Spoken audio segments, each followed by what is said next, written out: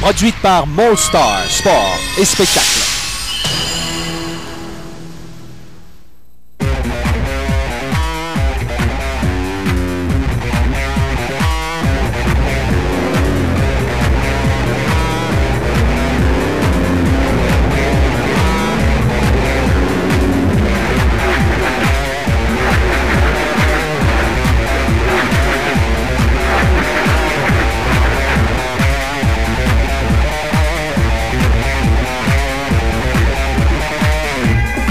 Le championnat ProLab 99 à l'antenne de TQS. Une présentation de la bière Molson Export, jeune depuis 1903. Et de Canadian Tire.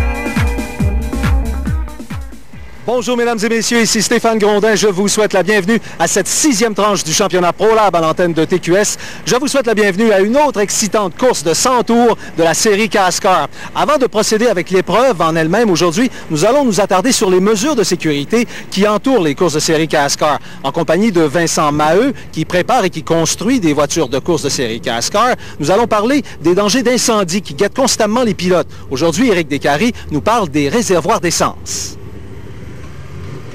Il y a toujours du danger à faire de la course automobile et un des dangers les plus présents, c'est fort possiblement celui d'une explosion parce que les voitures de course roulent, on le sait bien, à l'essence. Cependant, question de protéger le pilote, on a créé dans le monde du stock car des réservoirs d'essence tout à fait spécifiques. On les appelle en anglais des fuel cells et ils sont d'une conception assez extraordinaire. Vincent, voulez-vous nous expliquer la conception d'une fuel cell? Oui, la fuel cell est faite d'un matériel souple, donc se déforme sous impact. À l'intérieur de cette fuel cell, on retrouve des mousses qui empêchent l'essence de voyager trop rapidement dans le réservoir. Et dans le cas d'un capotage ou d'un renversement, on a créé quelque chose d'assez spécial dans ces becs verseurs qu'on retrouve normalement par-dessus ce réservoir. Exactement. On retrouve des boules d'acier donc qui sont assez pesantes et lors d'un capotage, ces boules d'acier vont bloquer l'entrée d'essence du réservoir, donc aucune fuite n'est possible. C'est donc la preuve que dans la série CASCAR, on voit tout d'abord à la sécurité des pilotes avant même la compétition.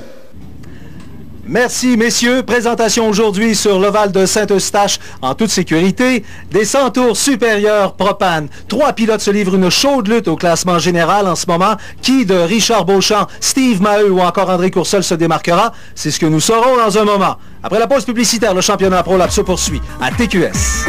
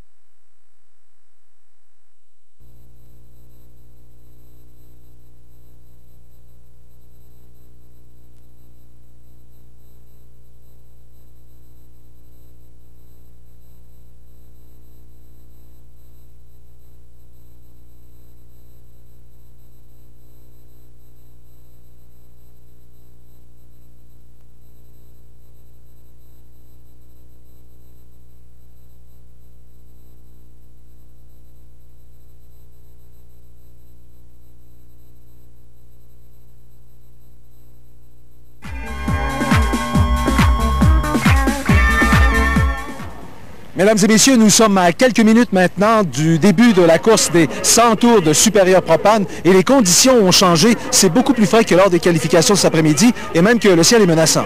Cet après-midi, c'était chaud et humide lorsqu'on a qualifié. Ce soir, c'est toujours humide, mais le ciel est très menaçant, ce qui veut dire qu'il pourrait peut-être pleuvoir avant la fin de l'épreuve. C'est pour ça peut-être que les pilotes vont se dépêcher d'aller à l'avant. Si jamais il tombait quelques gouttes de pluie, on doit interrompre la course immédiatement. Si on a fait plus de la moitié de la course, plus un tour, cette course-là pourrait être calculée comme étant complète. De là, la raison pour laquelle les pilotes vont tous chercher à être dès la première position. Alors Éric, peu importe les risques de pluie, vous allez devoir vous mouiller comme à chaque semaine et nous parler de vos 5 favoris. Je vais ramener Claude Leclerc dans le portrait, même s'il dit que c'est pas chance, parce que Claude a une toute nouvelle voiture cette semaine. En fait, c'est une voiture qui a été traînée lors de la Super Série. Et en quatrième, je vais mettre Stéphane Messier. Il nous a donné de bonnes surprises lors des temps chronométrés. C'est très rapide. Richard Beauchamp, je le mets en troisième position. Il a été contraint de reprendre encore sa vieille Taurus. On dit sa vieille auto, c'est parce qu'il a une auto neuve qui ne semble pas fonctionner avec son goût.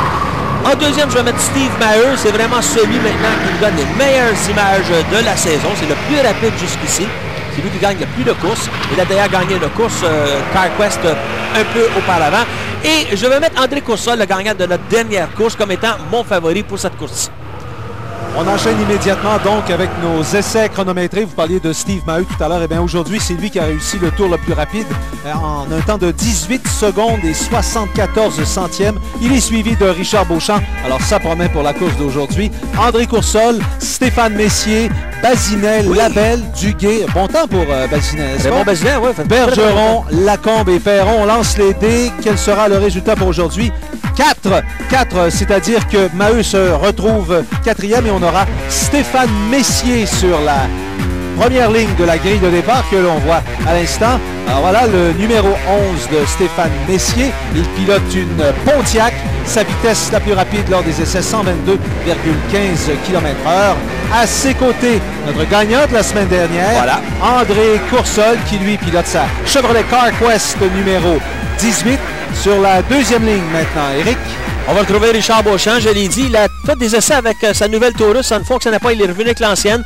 Donc, il a un temps de 123. Ça devient presque de la superstition dans son cas, je pense. Oui, hein? Il a un temps de 123,25 km/h. Alors que son adversaire le plus près sera Steve Maheu. On le connaît sur la Chevrolet numéro 40. C'est lui qui mène au championnat présentement, 123,91 km/h. Troisième ligne maintenant. Raymond Bazinet, c'est une surprise, ça, Eric, de le retrouver si haut. Oui, Raymond est un pilote quand même assez régulier. À noter qu'il a une voiture plus ancienne que les autres pilotes. Il a une Lumina, mais il fait quand même très bien.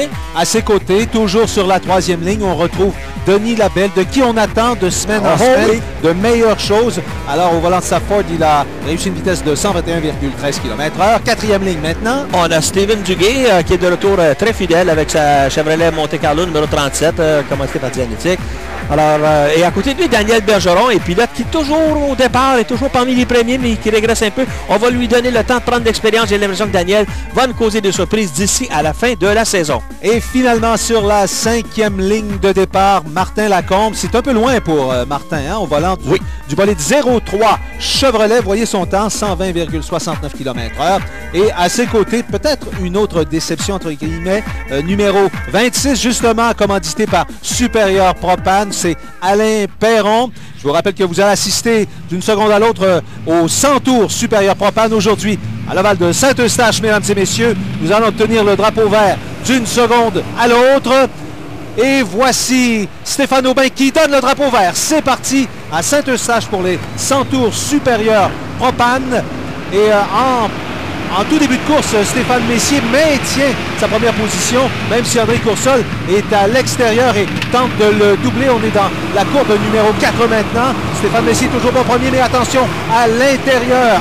C'est Richard Beauchamp. Richard Beauchamp, par contre, qui préfère doubler à l'extérieur. Voyons voir s'il va réussir à se frayer un chemin entre Stéphane Messier et André Coursol, qui le bloque présentement. Oh, Beauchamp qui semble vouloir signaler à Messier qu'il est prêt à l'attaque. Ah oui, qu'il est plus rapide. Oh, oui. Hein? Il s'est passé des messages dès le deuxième tour. Chez Messier, on a ajusté la voiture quand même récemment. Ça nous donne de meilleures performances, mais on n'a pas encore le petit point final pour être capable de tenir tête à des Beauchamp, à des Coursol et à des... mais ça va venir. J'ai l'impression que Stéphane Messier est sur la bonne voie pour nous donner... pour le voir passer à un drapeau quadrillé, le premier. Stéphane Messier a de belles qualités de pilote. Oui, oui. C'est un pilote aussi qui est assez patient. Il a besoin peut-être un petit peu d'expérience de ce côté-là. Ça fait seulement 2 ou 3 années qu'il est sur le circuit. Attention, pourra-t-il résister à Richard Beauchamp qui s'amène dans la courbe numéro 3. À l'intérieur, il va doubler Messier. Ça y est, c'est réussi. Petit contact de passage. Voilà, au quatrième tour, Richard Beauchamp prend les commandes des 100 tours Supérieur Propane. Ça n'a pas été très très long. Non, ça n'a pas été long. Beauchamp, on le sait, il est capable de passer à l'intérieur, très près de la pelouse. Et lorsqu'il est rabattu dans la quatrième courbe, ça a touché légèrement. Ouais. C'est un sport de contact, il n'y a aucun problème de ce côté-là. Faites-vous-en pas, il n'y a pas de dommages graves de fait. Les voitures étant avec des carrosseries de plastique, c'est quand même relativement malléable. Richard Beauchamp est toujours bon premier. D'ailleurs, on va voir sûrement de belles une belle prise de vue, c'est ce que j'allais dire, pardon, à l'intérieur de la voiture du meneur, mesdames et messieurs, vous le voyez rouler complètement seul. Richard Beauchamp qui est deuxième au classement général du championnat ProLab. Il roule présentement en tête des 100 tours supérieurs propane, suivi de très près par toujours Stéphane Messier qui est tout juste derrière, qu'on ne verra pas pour l'instant. Si vous pensez que c'est une petite balade du dimanche, très simple, ce qu'il fait là, sachez qu'à chaque courbe, il doit subir les forces de gravité de la voiture, en fait, compter de la vitesse. Son corps est constamment déplacé, c'est pour ça qu'il a un siège spécifique pour cela. La voiture aussi se déplace, les pneus glissent, alors il faut garder le contrôle de ce véhicule-là. Vous avez remarqué que la piste n'est pas terriblement longue. Donc, on a un gros coup d'accélération, un gros coup de freinage. Et puis, il faut tenir la voiture dans les courbes avec toutes les contraintes dont je viens de parler. Imaginez-vous pas qu'un 100 tours, c'est facile à faire. Il y a des inclinaisons également dans les courbes de Val de Saint-Eustache. Eric, quelles sont-elles exactement? Elles sont minimes. On les voit, les inclinaisons sont quand même minimes de 4 à 5 degrés. Encore un petit contact alors que Steve Maheu est en train de prendre la mesure de Messier. Elles sont peut-être un peu minimes pour une piste ovale. On connaît beaucoup de pistes ovales dont les courbes sont très inclinées, ce qui facilite un tout petit peu la tâche des pilotes dans les courbes. Dans le cas de Saint-Eustache ici, il faut composer avec une piste qui est plutôt plate. Donc, le véhicule a tendance à se déplacer et de chasser de l'arrière. Il est survirable à ce moment-là. Il faut s'abattre un peu avec le véhicule après avoir fait justement des ajustements qui s'imposent pour une piste aussi plate. Et les courbes qui sont les plus exigeantes sur le Val de Saint-Eustache, pendant qu'André Coursol vient de doubler lui aussi. Mais si, alors après 10 tours, voici nos nouveaux meneurs, mesdames et messieurs, Richard Beauchamp, Steve Maheu, André Coursol, Stéphane Messier maintenant 4e. Et je m'apprêtais à ajouter que les courbes les plus difficiles à attaquer sur l'ovale de l'autodrome de Saint-Eustache, ce sont naturellement les courbes 1 et 2 dans lesquelles il y a les plus grandes inclinaisons. On le dit depuis le début de la saison, c'est que Saint-Eustache a une forme un peu ovoïde. Ce qui veut dire que les courbes 1 et 2 sont un peu plus grandes que les courbes 3 et 4. Ajuster la voiture pour faire le parfait compromis entre ces deux obstacles-là n'est pas évident. Vous parliez d'ajuster la voiture. On la voit, la voiture peut-être la mieux ajustée. Peut-être qu'elle arrive un petit peu deuxième. On voyait la voiture numéro 4, la Ford Taurus de Richard Beauchamp. C'est ça. C'est encore son modèle de l'année dernière, 98. Il revient constamment, même si on sait que sa 99 est prête. Mais celle-là, les ajustements sont parfaits pour Saint-Eustache. Évidemment, on le voit. C'est lui qui a peut-être la meilleure tenue de route à ce stade-ci de la course avec cette voiture 98. Sa voiture 99 n'est peut-être pas mauvaise. C'est tout simplement qu'on n'a pas encore trouvé le petit secret spécifique pour Saint-Eustache. La voiture serait peut-être plus efficace sur d'autres pistes. S'il doit courir, mettons, à d'autres pistes lorsqu'il y a d'autres événements comme la série CarQuest. Mais dans le cas de des ajustements pour cette piste spécifique, effectivement, la 98 est plus efficace que la 99. Ça peut être une parlant de nouvelles voitures. On vient de voir Leclerc qui, comme vous le disiez en début d'émission, pilote une nouvelle voiture, toute récente. Il a changé cette semaine. Alors, on parlait des ajustements tout à l'heure. Lorsqu'on parle d'ajustement dans le cas de Beauchamp, c'est la conduite, la suspension qu'il faut retoucher pour son modèle 99. Il y a beaucoup de choses à faire. Il y a le fait aussi, il faut trouver aussi le bon rapport de pont arrière pour avoir des accélérations voulues pour sortir de la courbe. Ça prend aussi les freins en conséquence. Il y a beaucoup de choses à ajuster. Après 16 tours, eh bien, vous le voyez, Richard Beauchamp fait toujours cavalier seul, suivi de... Pas pour longtemps, parce que Steve Maheu, vous le voyez, tout juste à l'arrière. La Monte-Carlo numéro 40, suivi d'André Coursol. Eh bien, vous avez nos 3 meneurs, mesdames et messieurs, au classement général du championnat ProLab. Peut-être pas exactement dans cet ordre-là, mais il occupe quand même les 3 premières positions des 100 tours supérieurs propane après 17 tours ou environ. Steve Maheu, effectivement, c'est l'adversaire le plus redoutable que Beauchamp a à composer avec cette année. Il y a quelques années, c'était Jacques Lapelle qui avait été le premier champion de la série, il y a pratiquement 4 ans maintenant, à Saint-Eustache, de la série Cascar locale, parce qu'il faut spécifier que c'est la série Cascar Sportsman. Parce qu'il y a une série Cascar, la super série, qui est venue faire son petit tour justement à Saint-Eustache, dont les voitures sont supposément beaucoup plus rapides, mais dans laquelle Richard Beauchamp a qualifié justement cette Ford numéro 4 en 3e position, après l'avoir légèrement modifiée pour en faire une voiture de super série. Donc on voit, ça confirme que la voiture numéro 4 ici, c'est la voiture qui est peut-être une des mieux ajustées pour cette piste de Saint-Eustache. Vous parliez de Steve Maheu il y a quelques instants, qui est peut-être le rival le plus sérieux à Richard Beauchamp. Richard Beauchamp, la Ford Taurus numéro 4 et Maheu tout juste derrière avec la 40. Maheu est un pilote de 32 ans qui a déjà 13 ans d'expérience. Il a débuté en 1987. Il a piloté plusieurs séries amateurs parce qu'il y a plusieurs séries amateurs sur l'autodrome de Saint-Eustache. On aura peut-être l'occasion d'en parler au cours. Oui, il faudra en parler. Hein? Oui, ce sont des gens qui débutent dans la course automobile sur la piste ovale doivent débuter par des séries, différentes séries qui sont moins glorieuses. Ouais. Il y a beaucoup de brasses camarades, il y a beaucoup de frattage d'ailes. Cependant, ce sont les premières armes que l'on doit faire avant d'accéder à une série aussi professionnelle que celle-ci. On parle des séries novices, on parle des séries production, on peut parler même des Force 4 qui impliquent des 4 scènes. Alors qu'on a une bataille ici entre Stéphane Messier et Denis Labelle. Denis Labelle voudrait prendre quand même une position. Stéphane Messier qui est régressé. Je pense que Stéphane est rendu en 4e position. Denis Labelle qui est parti 5e sur la grille de départ est capable d'aller chercher cette position-là. Denis, là, ça c'est... Ce pilote de ce Ford Thunderbird est peut-être la personne la plus effacée que l'on voit sur la piste. Il ne fait pas de tapage. Mais regardez-le, il est en train d'ajuster son véhicule lui-même. Il est en train de le mettre au point. Et je m'attends à ce que Denis, s'il peut se trouver un gros commanditaire pour lui donner un coup de main, soit parmi nos meneurs avant longtemps. De belles images maintenant. On voit que Richard Beauchamp est à gagner un tour, je pense, sur Bazinet. Est-ce que je me trompe? Il s'apprête déjà à doubler. Mon Dieu, on roule vite aujourd'hui. Comme Saint-Eustache. On roule même très vite. Effectivement, il vient de gagner un tour sur Bazinet. Raymond Bazinet, le pilote de la voiture numéro 50. Et cette fois-ci, il s'apprête à doubler. Ma foi, on roule très, très, très vite. Est-ce que ça va bloquer maintenant dans le cas de Steve Maheu? Bon, ben voilà, il vient de prendre un tour également sur Jean-Pierre Ouimet. Voilà, est-ce que ça va bloquer maintenant pour Steve Maheu derrière et André Coursol? Est-ce qu'ils vont réussir aussi à doubler? Ça semble bien aller. Alors que Leclerc a fait une remontée ici. Il faut dire que jusqu'ici, on n'a pas eu de drapeau jaune depuis le début de la course. Et ça peut changer beaucoup les enjeux de cette course. Oui, parce que lorsqu'on a un drapeau jaune, eh bien, le peloton se reforme. Voilà. On doit s'arrêter, mesdames et messieurs, pour une première pause publicitaire. Le championnat ProLab à TQS vous revient dans un moment.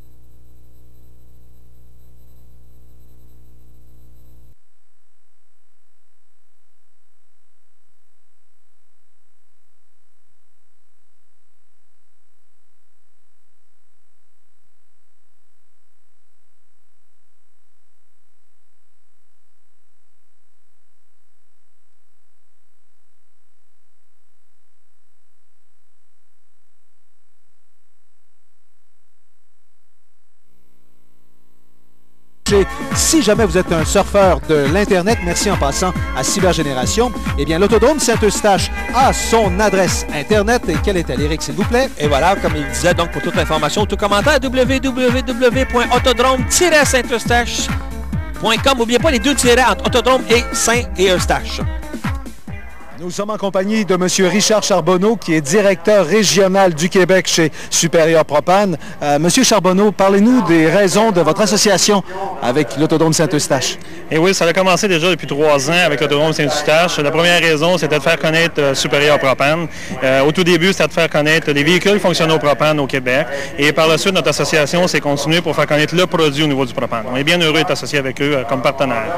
Et en plus, vous commanditez une voiture qui est sur la piste ce soir. Bien oui, cette année, on a une voiture maintenant commanditée en association avec Alvoline, où ce qu'on est bien fiers, où ce que tout le groupe, les employés de Supérieur Propane sont ici ce soir pour venir encourager Alain Perron au bolide la numéro 26. Merci beaucoup et bonne soirée. Merci. Eh bien, vous voyez notre classement après 30 tours, mesdames et messieurs, au 100 tours Supérieur Propane. Richard Beauchamp est premier, suivi de Maheu et Coursol en 3e position. Et nous étions inquiets, Éric, en début d'émission. On craignait de la pluie. Finalement, tout se déroule très bien. Tout semble être très calme du côté de la météo. Cependant aussi, ce qui est un autre facteur dominant ici, c'est qu'on n'a pas encore eu de situation de drapeau jaune, ce qui n'est pas régulier. Je ne dirais pas que c'est pas normal, mais c'est pas régulier. Habituellement, on en a au moins un ou deux dès le début de la course. Aucun jusqu'ici, ce qui fait que les pilotes sont en train de se distancer les uns des autres. Par contre, regardez qui sont nos meneurs. On parle de Richard Beauchamp, de Steve Maheu, de André Coursol. Ce sont 3 pilotes excessivement patients. Ils ne commettront pas d'imprudence. C'est un peu le jeu du chat et de la souris auquel nous assistons présentement depuis 30 tours et peut-être pour les 15 ou 20 prochains tours. Vous voyez toujours notre meneur Richard Beauchamp présentement. Moi, il y a quelque chose qui m'inquiète par contre sur la voiture de Beauchamp. On l'a vu rapidement tout à l'heure. Je pense que si vous regardez au niveau des roues avant, Richard Beauchamp a des roues chromées, on voit qu'il y a du rouge au travers des roues, ce qui veut dire que les freins commencent à chauffer sur cette Ford numéro 4. Ça pourrait être un facteur qui pourrait jouer en sa défaveur au fur et à mesure que la course va se dérouler. Martin Lacombe vient tout juste de doubler Daniel Bergeron. Martin Lacombe au volant du bolide de 0-3, tandis que Bergeron pilote le bolide de numéro 7. Lacombe qui a eu des difficultés lors des qualifications, qui n'avait pas réussi mieux qu'une 9e position avec un temps de, oh mon Dieu, c'était là en 19 secondes, 24 centièmes. Pour Martin Lacombe, c'est là. Ça se dégrade un tout petit peu dans le clan Lacombe. Alors, je pense qu'il va falloir retourner un tout petit peu aux essais privés et remettre cette voiture-là à point pour la piste de Saint-Eustache. Présentement, on est aussi à la recherche de nouveaux commanditaires. Voilà, les nouveaux commanditaires. Alors, ça prend beaucoup de temps. Mais vous parliez tout à l'heure des luttes entre Beauchamp, Coursol, Maheu. Ce n'est plus la même génération des pilotes de Stock Car qu'on a de ces temps-ci que ce qu'on avait il y a une quinzaine d'années. C'est-à-dire? Dans les plus vieux, nos plus anciens, nos plus vieux téléspectateurs se souviendront des courses où il y avait du brasse camarade beaucoup plus sérieux, c'est-à-dire on se frappait, il y avait même... le Stock Car avait une réputation plus ou moins jolie à ce moment-là parce que c'était de la démolition pratiquement pure et simple. Et lorsqu'on regarde les voitures que l'on a présentement sur la piste, on s'aperçoit que ce sont des voitures sophistiquées, des voitures toutes neuves. On a des pilotes plus jeunes un peu qui sont sont plutôt plus compétitifs. Ce ne sont pas des gens qui sont là nécessairement pour gagner là, à coup d'aile, mais ils sont là pour gagner à coup de maîtrise du volant et à coup d'ajustement. On a assisté à une évolution incroyable de la catégorie Stock Car depuis les 10 dernières années. C'est fantastique. Est-ce qu'on peut dire également que la série CASCAR, les officiels de la série CASCAR sont devenus beaucoup plus sévères et beaucoup moins tolérants qu'auparavant? On le sait, regardez, c'est devenu un sport beaucoup plus important alors qu'on voit un Coursol ici qui semble faire cavalier seul. C'est un sport qui implique beaucoup de commanditaires. C'est un sport qui implique beaucoup de gens alentour de tout cela. Il y a de plus en plus de gens qui sont intéressés. Alors, ce qu'on veut donner, c'est un spectacle de grande qualité. C'est un sport, c'est un spectacle aussi. C'est trop évident. De grande qualité. Alors, quand les gens viennent à Saint-Eustache pour voir ces courses-là, ils voient de l'excellent sport. Après 40 tours, toujours pas de changement du côté des 4 premiers meneurs. Beauchamp, Maheu, Coursol, Messier. Attention, Denis Labelle est 5e. Et si ma mémoire m'est fidèle, il était parmi vos favoris, Denis Labelle. Reprenez-moi si je me trompe. Denis Labelle était parmi les 5 premiers sur la ligne de départ, Denis Labelle. On le voit ici, c'est le pilote de la Ford numéro 6. Et il n'était pas un de vos favoris? Pas pour cette course-ci, mais il l'a déjà été. Ça vous a échappé pour aujourd'hui. Il le sera fort possiblement dans les semaines qui suivent parce qu'il fait énormément d'améliorations au point de vue ajustement technique et choses genre. Et n'oubliez pas qu'il est presque seul dans sa galère. Regardez maintenant Richard Beauchamp. On vous invite à faire un tour à bord de la Ford Taurus 98 de Richard Beauchamp. Il vient de s'offrir Yvon Bédard. Le numéro 33, ça a été assez facile. Pauvre Yvon n'a toujours pas trouvé les bons ajustements. Hein. D'une semaine à l'autre, on travaille sur plein de choses. Et là, on parle d'un champion, Yvon Bédard, hein, le pilote de la Chevrolet numéro 33, Skoll Inc., qui est un pilote qui est très connu dans la région de Québec. Il a gagné très souvent. Et il a un peu plus de difficulté à s'adapter à Saint-Eustache, mais ne le comptez pas pour battu, par exemple.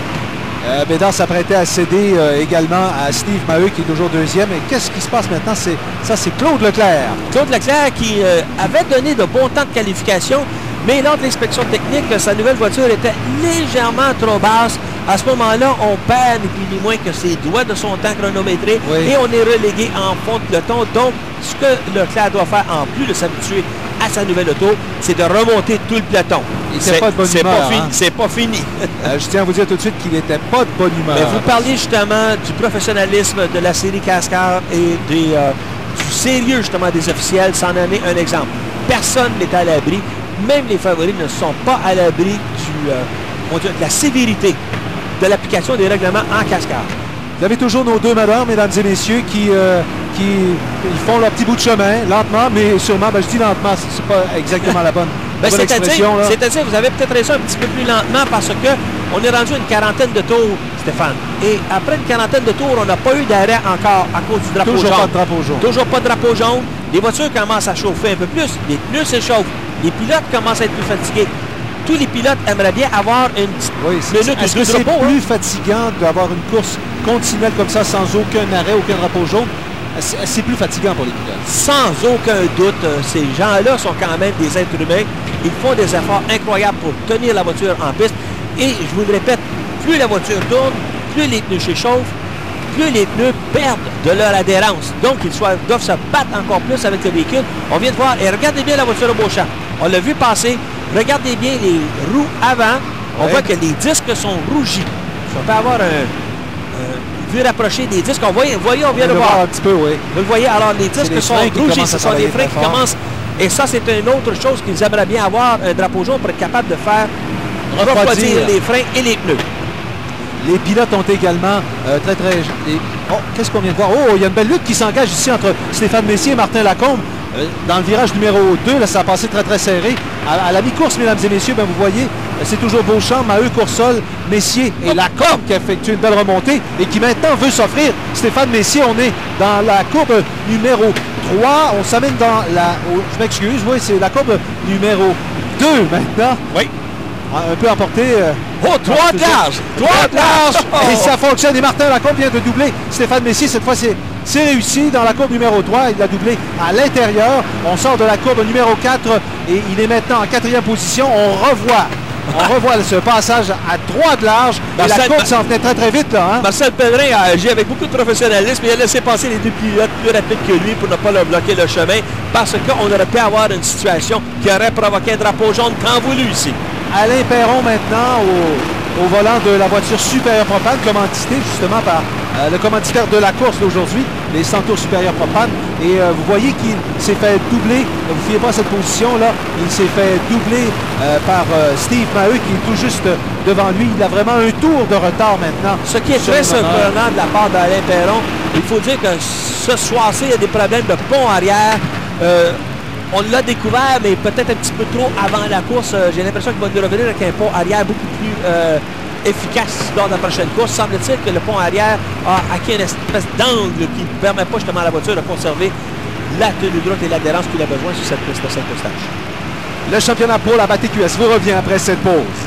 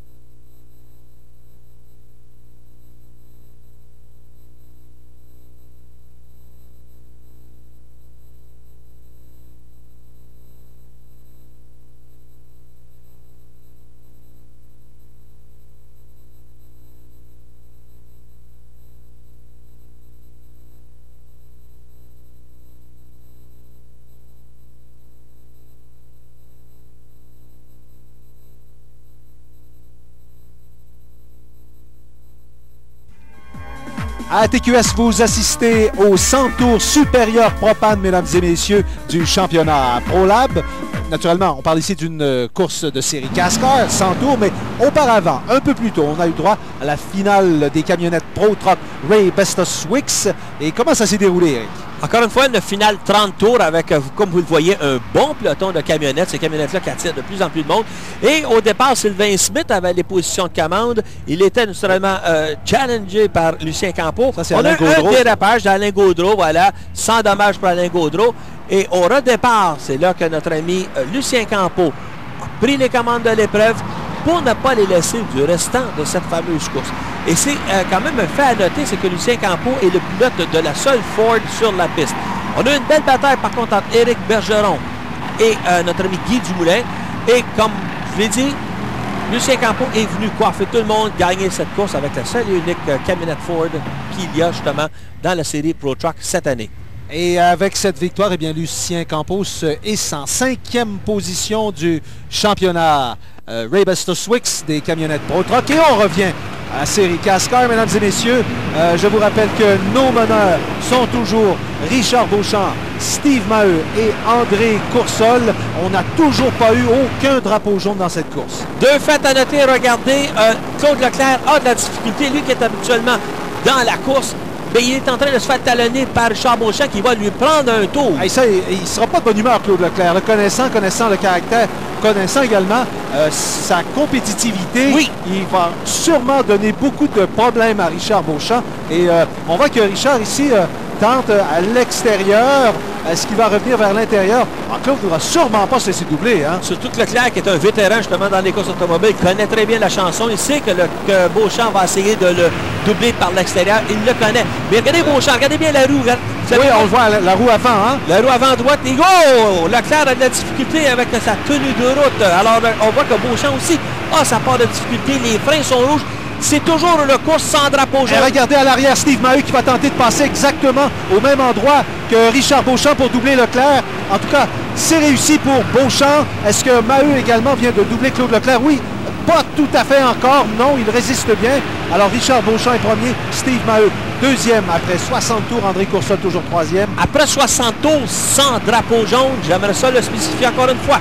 Les pilotes sont sûrement épuisés parce qu'à l'intérieur de ces voitures, mesdames et messieurs, il arrive fréquemment que les températures atteignent les 125, 130 degrés, non pas Celsius, mais Fahrenheit. Oui. Alors, c'est quand même très, très chaud. Et ne vous étonnez pas de voir au volant, Steve Maheu pilote la Monte Carlo numéro 40. Et si jamais dans une courbe ou si jamais on avait un drapeau jaune, vous allez le voir se sortir la main.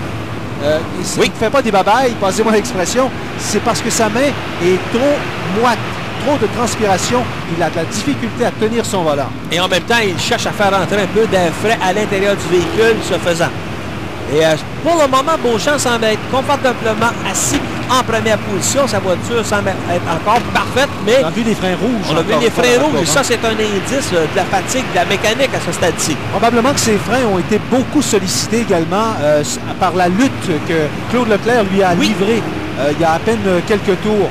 Claude Leclerc qui s'est fait prendre un tour par les meneurs, il ne sera sûrement pas de bonne humeur après la course. Je suis certain qu'on va retourner au garage avec de bons outils et on va retravailler les ajustements de cette voiture qui est toute neuve. Hein? Mais rappelons-le quand même, il partait en bout de grille.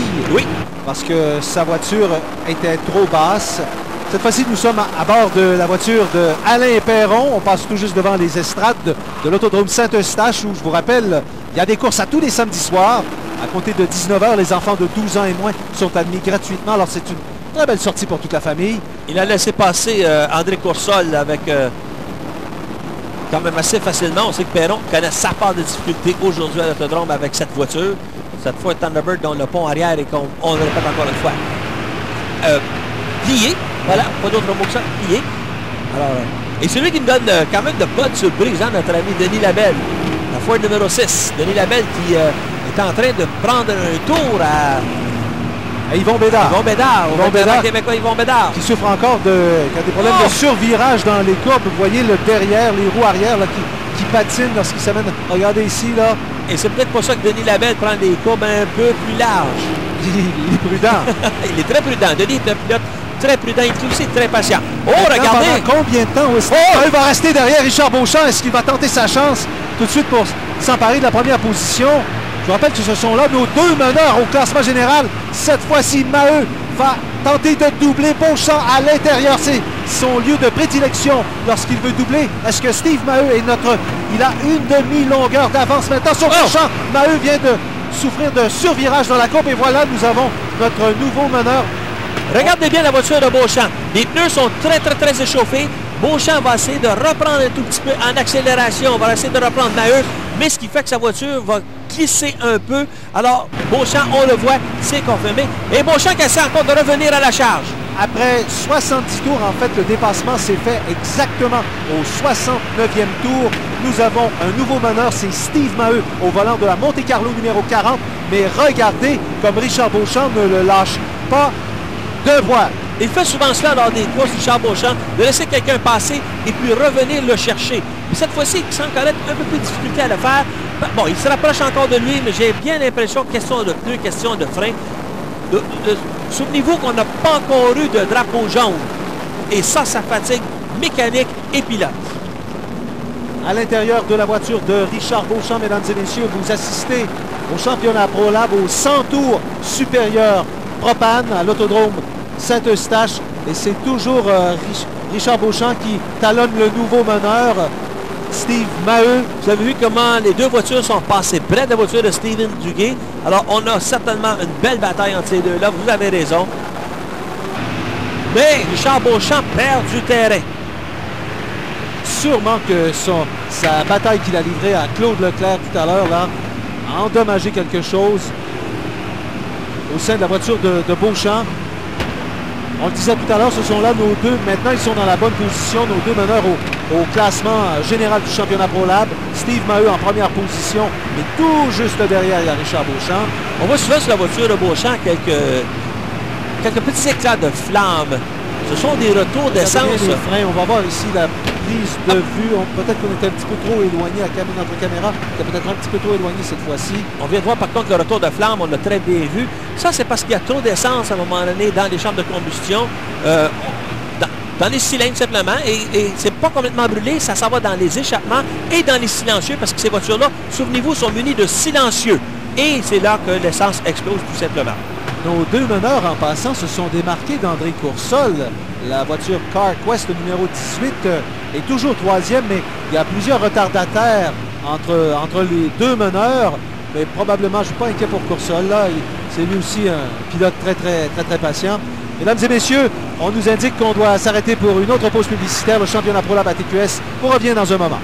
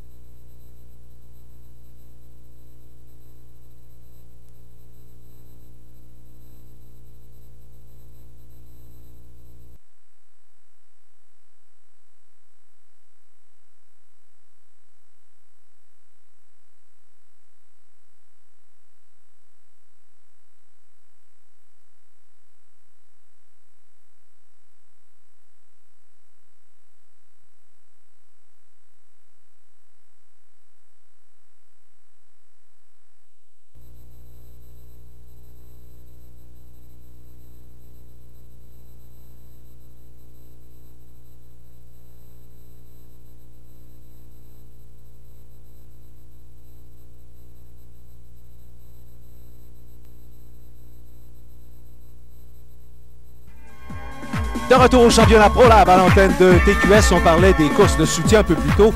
Belle foule ce soir à l'autodrome Saint-Eustache en passant. Alors parmi les courses de soutien, on a naturellement notre série Mini Légende. Série Mini Légende qui attire, la série Mini Légende d'F. Goodrich, qui attire énormément de pilotes. On avait 22 voitures au départ. Et au départ, justement, ça a été Gaëtan Lontin qui a pris les commandes de cette épreuve. Et puis, on sait que cette série-là nous donne toujours énormément d'action. Très compétitive. Très compétitive. Il y a des petits coups de pare-choc qui se donnent. Rien de grave, rien de méchant non plus. C'est juste pour signaler parfois sa présence. Mais les voitures étant si petites et étant si rapides, elles sont vues par des moteurs de motocyclette, vous le savez maintenant. Elle donne quand même... Oh, Lontin qui l'a échappé. Ah oui. Et ça a provoqué un méchant derrière, là. Méchant carambolage. Et ça, c'est dommage parce que ce carambolage-là a provoqué d'autres carambolages. Et voici ce qu'on a eu comme François résultat. Adam, le pilote de la voiture Mini Légende 18, il n'était pas de bonne humeur. Pas tout à fait, non, parce qu'il y a eu 3 carambolages l'un derrière l'autre à cause, en fait 2 provoqués par le premier. Oui. Alors, on a redonné le départ de l'épreuve. Et cette fois-ci, c'était Marc Dumont qui a décidé d'en prendre les commandes. Mais on a eu encore une fois un petit accrochage dans lequel un des préférés, Danny Campo, a été impliqué. Bon. Et pendant ça, là, notre ami Marc Dumont s'en est donné à cœur joie. Il n'y avait personne derrière lui pour le défier. Et il est venu gagner cette belle course de la série BF Goodrich Mini Légende. Et à la suite de cette victoire, Marc Dumont est maintenant 2e au classement général du championnat Mini Légende BF Goodrich, tout juste derrière Sylvain Doyon. Et pendant ce temps, eh bien, on approche des derniers tours des 100 tours supérieurs propane. Après 83 tours, c'est toujours Steve Maheu qui mène devant Richard Beauchamp, André Coursol, Martin Lacombe et Denis Labelle qui livre une belle lutte, quoique un peu de survirage ici dans la course numéro 2. C'est normal qu'il y ait un peu de survirage sur la voiture de Labelle. Écoutez, c'est une course qui n'a aucune situation de drapeau jaune, aucune neutralisation de course, ça ne s'est jamais vu jusqu'à ce point-ci. Alors, c'est une course assez exceptionnelle. Il fait très chaud. Et lorsque ces courses-là durent très longtemps comme cela, la chaleur fait que la pression dans les pneus augmente. Donc, les ajustements sont comme défaits, si vous me permettez l'expression. Donc, Denis Labelle, ici, qui fait quand même une superbe course, se retrouve avec une voiture qui peut être soit sous ou survireuse, c'est-à-dire pousser de l'avant ou chasser de l'arrière, tout simplement parce que ce n'est pas la bonne pression de pneu à laquelle il avait ajusté la voiture au départ. Steve Maheu semble vouloir augmenter son écart qui le sépare de Richard Beauchamp. On dirait bien que Richard Beauchamp est de moins en moins compétitif. Il ne tentera peut-être pas, il va peut-être se contenter de la 2e position pour cette course remarquée. Il reste encore une quinzaine de tours, il peut se passer beaucoup de choses là, mais je pense qu'on serait bien content, Richard Beauchamp, surtout s'il a, comme on s'en doute, des ennuis avec ses freins. Il serait bien content de finir 2e, demeurer au plus chaud de la lutte au classement général ProLab de la série CASCAR, tout juste derrière Steve Maheu. Vous voyez maintenant comme Steve Maheu se rapproche facilement. Bon, voilà une prise de vue de la voiture de Richard Beauchamp, oui. Ça pourrait changer un tout petit peu la situation parce que Steve Maheu s'en vient derrière 2 retardataires qui se font une course à eux. Alors, je crois que ça semble être Messier et Bergeron. Oui. Voilà, alors, s'il est pris derrière ces 2 pilotes-là qui se font une course bien à eux, qui sont plutôt... Et voilà ce que ça donne comme résultat. Beauchamp peut s'approcher de Maheu. Mais la voiture de Beauchamp était assez efficace pour être capable de doubler celle de Maheu. Ça, c'est une autre histoire. Ben, il pourrait quand même en profiter. On sait qu'il adore doubler à l'extérieur. Regardez Beauchamp sortir complètement à l'extérieur. Ah ouais. Je pense qu'il va prendre ça un peu plus mollo là, pour le reste de la course parce que ça semble devenir de plus en plus difficile le pilotage de sa Taurus 98, sa Taurus numéro 4. Alors, il ne reste plus que 10 tours, mesdames et messieurs. C'est bon de spécifier, Eric, que est-ce que ce sont les 10 derniers tours ou les 5 derniers tours qui doivent absolument être courus sur drapeau vert? Les 5 derniers tours doivent être absolument courus sur drapeau vert. Et on voit que Beauchamp a de la difficulté. Ses pneus sont beaucoup trop chauds. La pression est peut-être beaucoup trop élevée. Il n'est pas capable de rattraper Maheu. Maheu a peut-être la voiture qui est la moins affectée par cette chaleur et par ce fameux 90 tours sans drapeau jaune jusqu'ici. Mais vous avez vu encore la voiture que le Beauchamp qui va au large. Comme on vient de le voir également. Voilà. Il fait du survirage. L'arrière se dérobe énormément. Pendant ce temps-là, Messier a laissé passer Bergeron. Alors donc, Maheu peut le prendre. Mais regardez, Maheu est prudent. Mais Maheu est à l'extérieur. Il n'aime pas ça doubler. Ben, il n'aime pas ça, excusez-moi. Il préfère doubler à l'intérieur. Voilà, sa voiture est plutôt ajustée pour doubler à l'intérieur. Mais vous avez vu que Maheu aussi était prudent. Oh, on a pu avoir un contact ici. Il est passé rapidement devant Messier, là. Hein? Maintenant, est-ce que Messier va retarder Richard Beauchamp? Quoique sa 2e position semble pas mal assurée. Parce que Coursol a les mêmes problèmes. Il est pris aussi avec des pneus qui sont trop préchauffés. Oui. Et il est très loin derrière Beauchamp. Retardataire. Alors, vous voyez que ce que ça donne une course sans drapeau jaune jusqu'ici, c'est une course qui demande beaucoup plus d'endurance. Richard Beauchamp, que l'on voit ici, tente de se rapprocher de Steve Maheu, mais ce sera difficile, surtout qu'on voit encore déraper dans la courbe là.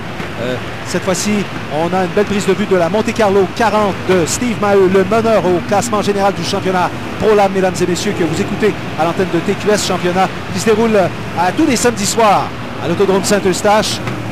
Et nous approchons de la fin au 100 tours supérieur propane, avec toujours Steve Maheu et la Monte Carlo 40 en première position suivi de Richard Beauchamp. Il ne reste plus que 3 tours à faire.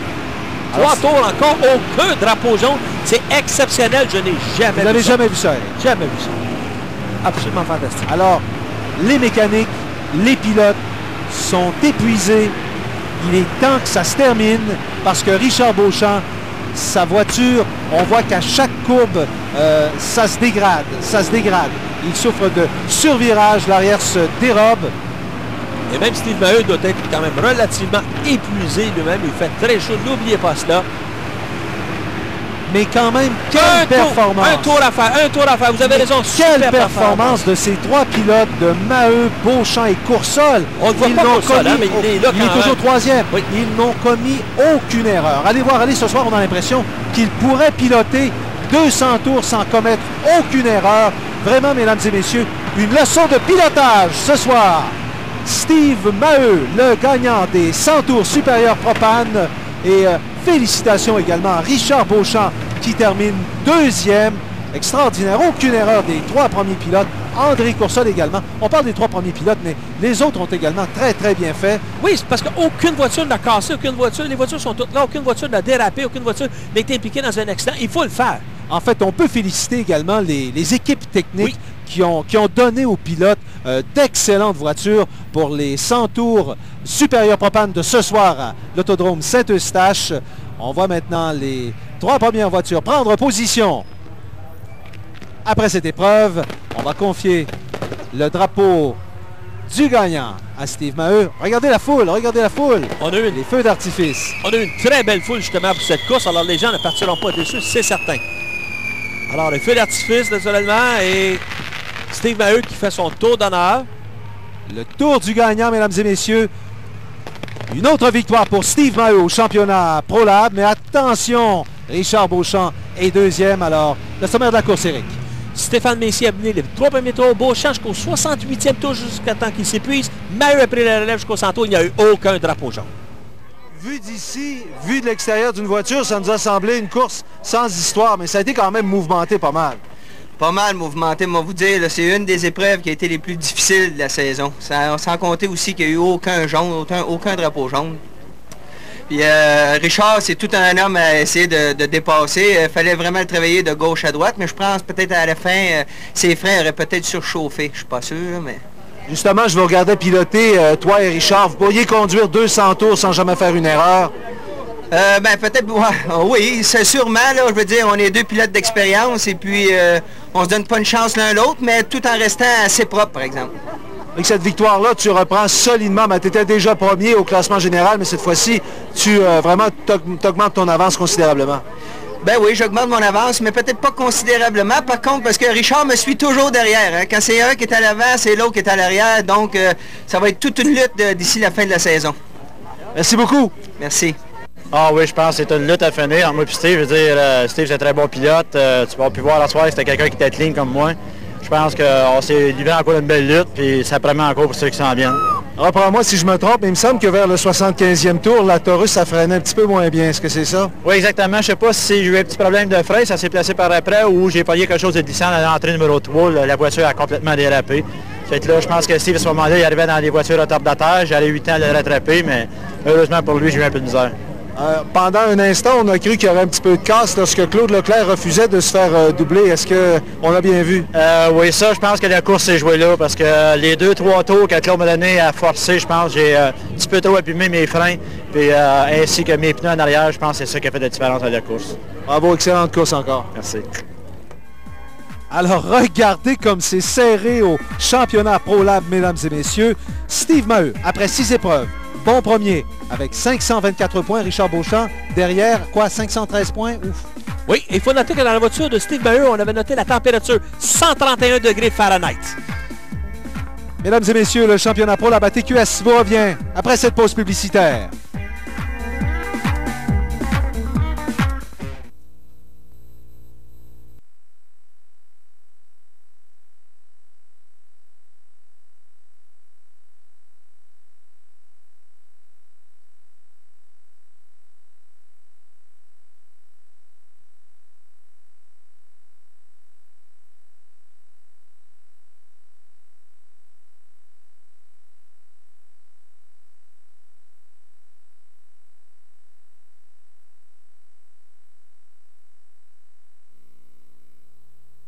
Il y a eu le dépassement de Steve Maheu sur Beauchamp au 69e tour et le fait que la course a eu lieu sans aucun drapeau jaune, aucune neutralisation. Eh bien, c'est sur cette troisième victoire de la saison de Steve Maheu que se termine la 6e tranche du championnat ProLab, mesdames et messieurs. Éric Descaries, c'est rare qu'on voit ça, une course de 100 tours sans aucun drapeau jaune. À ma connaissance, c'est la première fois que je vois une course de 100 tours ici à Saint-Eustache sans aucun drapeau jaune. La course a été plus ou moins endiablée. J'ai l'impression que le facteur chaleur a été très important. On sait question de pneus, question de frein, question de fatigue des pilotes. Mais 100 tours sans jaune, c'est une première.